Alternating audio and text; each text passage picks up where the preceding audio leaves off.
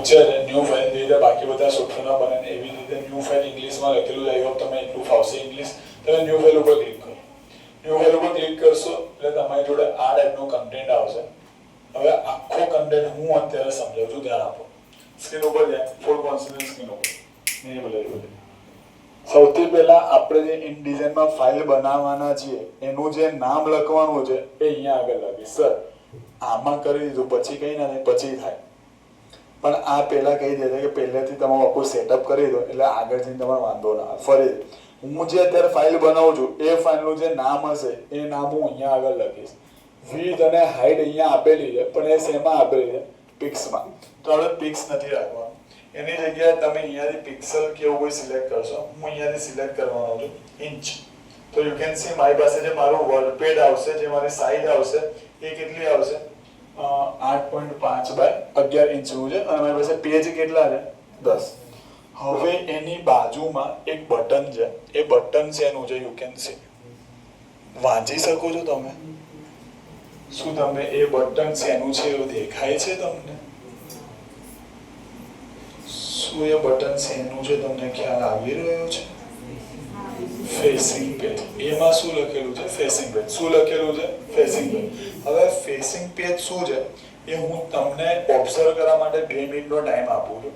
જેને ખબર પડે હાથ રેસ કરશે એટલે મને ખ્યાલ આવશે કેટલા જાગે છે અને કેટલા ટાઈમ પાસ કરે છે. જેને નહીં આવડે એમના આઈક્યુ લેવલ કાં તો માહિતી જો. અત્યારે હું તમને બતાવી દઉં છું ગાઈસ. અત્યારે પેજ કેટલા છે? 10. મેં આ પેજ ને તમને સમજાય એના માટે મેં 5 કરી દીધા છે. ફેસિંગ પેજ ઉપર ટીક છે. જો હું પૂછું છું શું ડિફરન્ટ પડશે. ફેસિંગ પેજ ઉપર ટીક છે. મેં અહીંયાથી ક્રિએટ કર્યું. જેવું મેં ક્રિએટ કર્યું એવું મારી જોડે અત્યારે આ ટાઈપનું આર્ટબોર્ડ આવશે. Just a second, A load લે છે. હું આને ઝૂમ આઉટ કરું છું એટલે તમને આઈડિયા આવે કે એકચ્યુઅલમાં શું છે. આ ખબર પડી. ટોટલ 5 પેજ આવ્યા. મેં 5 જ નાખ્યા હતા ને. હલો સર 5 જ પેજ છે. જો આ 1, આ 2, આ 3, આ 4, આ 5. આઈડિયા આવી રહ્યો છે? કેટલા પેજ આવ્યા? 5 આવ્યા. જાદુ તો નહીં કર્યું, કબૂતર તો નહીં ઉડાડ્યું. ઓકે, હવે હું પાછી ન્યૂ ફાઇલ બનાવું. વસ્તુ તો એની એ જ, પણ હું ખાલી ફેસિંગ પેજ ઉપર અનટિક કરી દઈશ અને શું કરી દઈશ? ક્રિએટ. હવે પાછું ઝૂમ આઉટ કરું છું તો શું ફરક પડે? હવે જેને આપણે ખબર પડી હાથ રેસ કરો એટલે ખબર. આમાં ના હું તમને પહેલા ઝૂમ કરીને બતાવું છું. જો આમાં આપણું પેજ તો આઈ થિંક પાછળવાળાને થોડી પ્રોબ્લેમ પડતી હશે જોવામાં. જો આ મારું પેજ તો એકચ્યુઅલી સ્ટાર્ટ અહીંથી થાય છે ને, પણ અહીંયા એક લાઈન આપી છે, દેખાય? એટલે એનો મતલબ એવો છે કે પેજ તો તમારું એટલું જ છે. પેજ તો જે વ્હાઈટ વાળું છે એટલું જ પેજ છે, પણ તમને બ્લુ કલરની આઉટલાઈન એરિયા આપી છે. તો આઉટલાઈન એરિયા એટલે કે એની બહાર તમારે એ માર્જિન ગણશે. હવે પેઇન્ટિંગમાં શંકરભાઈ કદાચ પેજ આડો અવળું થાય તો આપણું કામ બગડે નહીં, એના માટે એને માર્જિન કે આની બહાર કામ નહીં કરવાનું. તો માર્જિન હું કેટલી સાઈડથી આપી શકું? ટોપ, બોટમ, લેફ્ટ રાઈટ, ઈશાન ખૂણો ના આવે. ટોપ, બોટમ, લેફ્ટ અને રાઈટ. ટોટલ 4 સાઈડથી માર્જિન આપી શકું. તો ગાઈસ તમે ચેક કરો અને મને કહો કે અત્યારે આમાં કેટલું માર્જિન આપવું. કંટ્રોલ એન કર્યું અને અહીંયા આગળ તમે જો તો માર્જિન દેખાય છે. તમે નીચે માર્જિન આપેલું જ છે. કેટલા પોઈન્ટ આપેલું છે? 3. અને આ લિંક છે કેટલી બાજુથી આપેલું છે? 4 સાઈડથી. Yes or no? યસ. તો હું 3 ની જગ્યાએ અહીંયા કાઢી નાખું છું અને 3 ની જગ્યાએ હું 15 કરી દઉં છું અને હું આપું છું ક્રિએટ. જેવું મેં ક્રિએટ કર્યું તો યુ કેન ઓલું નાનું માર્જિન વધી ગયું. બ્લુ વાળું ઓલું નાનું થઈ ગયું. આઈ હોપ તમને ખબર પડે. હવે ધ્યાનથી સાંભળો. અહીંયા એક કન્સેપ્ટ ક્લિયર કરાવું છું. એકદમ ડિટેલમાં થિયરી કરાવું છું. ધ્યાન આપો. અત્યારે શિલ્પાબેન ઊભું છે, મતલબ આમ ઊભું જાય છે. મારી બુક છે આ ઊભી જાય છે, ફેસિંગ પેજ નથી. તો મારું જે માર્જિન આપવાનું હશે કે રીતે આપવાનું હશે? ટોપ, પણ હું આંખ ખોલી દઉં. ટોપ, બોટમ તો સેમ. ઇનસાઇડ, કન્સેપ્ટ ક્લિયર થયો? કેમ કેમ કેમ? હવે ઘણાને આ છે ને ઇનડિઝાઇન પતી જાય ને પછી એને ડાફોડિયા મારે. અને અત્યારે ફેસિંગ પેજ ઉપર ટીક છે ના, પણ જો હું ફેસિંગ પેજ ઉપર ટીક કરું તો જો તમારી સામે નીચે કઈ ફેરફાર થાય છે. અત્યારે ઇનસાઇડ આઉટસાઇડ આવી ગયું. અને જો હું ફેસિંગ પેજ ઉપર અનટિક કરી દઉં તો એ બદલાઈ જશે લેફ્ટ રાઈટ. હવે કઈ રીતે આવ્યું આઈ હોપ તમને રોડ ક્લિયર થઈ ગયો. સિંગલ પેજની બુક બનતી હોય તમારે ટોપ લેફ્ટ બોટમ જ હોય, પણ વસ્તુ તો એની જ છે, ખાલી આ લોકો નામ કન્ફ્યુઝ કરે છે તમને કન્ફ્યુઝ કરવા માટે. ટોપ બોટમ લેફ્ટ રાઈટ અને ફેસિંગ પેજમાં ટોપ બોટમ તો રહેશે. આઉટ સાઈડ એટલે કઈ side you can see out side એટલે એક આ વાળી અને એક આ વાળી, એ બંનેની આઉટ સાઈડ થઈ, અને ઇનસાઇડ એટલે બંનેની આ વાળી થઈ. ડન. બુક બનાવી શકશો જાતે, આનું બહુ કામ મળશે. ઇન ડિઝાઇન પતાઈને તમે મને કહેશો છે કે સર ઇન્ટર્નશિપ કરવી છે, તો મારે ગયા શનિ રવિવારે ઇન્ટર્નશિપ પણ આવી છે. અઠવાડિયું 10 દિવસ તમે કંપનીમાં ઇન્ટર્નશિપ કરી શકશો. ન્યૂઝપેપર બનાવતા તમને શીખવાડી શકશે, તો ધ્યાન આપશો સ્ક્રીન ઉપર. ત્યાં હું અત્યારે ફેસિંગ પેજ નથી રાખતો, હું ડાયરેક્ટ ક્રિએટ ઉપર ક્લિક કરી દઉં છું. જેવું મેં ક્રિએટ કર્યું તો બહુ ખરાબ આવ્યું, તો હું આને બંધ કરી દઉં છું, કારણ કે માર્જિન બહુ આપેલું છે આપણે. આ ચાલશે. ઓકે, હવે ધ્યાનથી સાંભળો. અત્યારથી તમને કોન્ફિડન્સ બસ લેક્ચર પૂરો થયો 5 મિનિટ.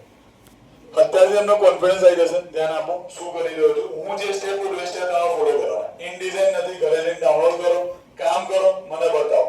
ઇન્ટરેસ્ટ જગાડવો પડશે. આમાં કેવું હોય, ઘણા બધાને કેવું લાગે ખબર, બોરિંગ લાગે કે સર નથી કરવું કે નથી શીખવું, પણ એ અત્યારે નહીં ખબર પડે. જેમ ટાઈમ જશે ને પછી તમે ધીમે રહીને મને એવું કહેવાડો.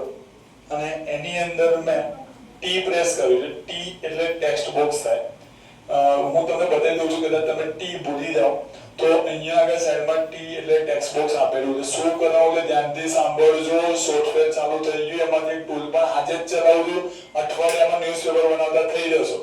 ધ્યાન આપશો તો મજા આવશે. ટાઈમની વેલ્યુ કરો, તમે આપેલી ફીસની વેલ્યુ કરો. મેં ટી પ્રેસ કર્યું અને અહીંયાથી મેં એક મોટું બોક્સ બનાવી દીધું. એની સાઈઝ દેખાય છે બોક્સ. મેં કઈ રીતે બનાવ્યું, આમ કેમ બનાવ્યું, આમ બનાવ્યું. કેમ ના હોય, રેડી? આ રીતે બનાવ્યું, આમ બનાવ્યું. હવે તમારી પાસે જે બોક્સ બનાવ્યું એના પર તમે રાઈટ ક્લિક કરો અને અહીંયા ક્યાંય તમને fill with placeholder text દેખાય છે? Fill with placeholder text એવું દેખાય છે?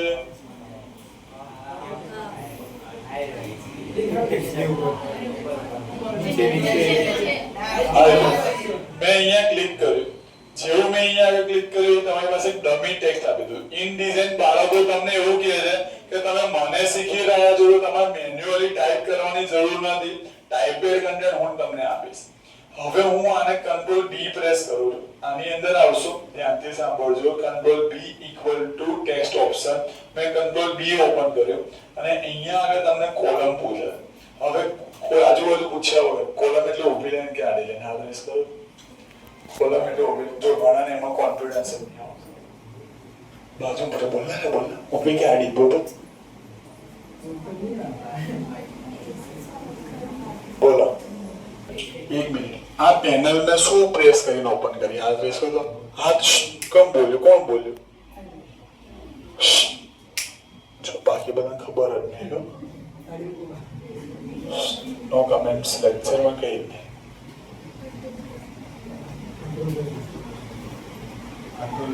કંટ્રોલ બી એટલે ટેક્સ્ટ ઓપ્શન. મેં કીધું કંટ્રોલ બી એટલે ટેક્સ્ટ ઓપ્શન. હવે અહીંયા આગળ મેં કંટ્રોલ બી કરેલું છે અને અહીંયા કોલમ 1 છે. એની જગ્યાએ હું તમને 2 કરી બતાવું. મેં કીધું 2 અને યુ કેન સી તમે અહીંયા જોશો ઓકે આપો છો તો તમારી પાસે 2 કોલમ આવી ગઈ.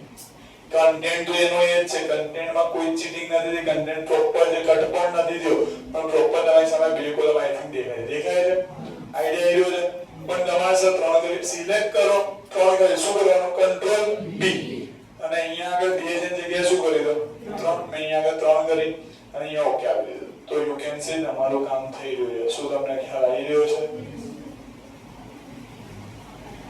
તો તમારે આવી 3 કોલમ બનાવીને બતાવો. આજનો ટાસ્ક આટલો છે, બીજું કઈ નહીં. હવે સાંભળો, જેટલા બેઠા છે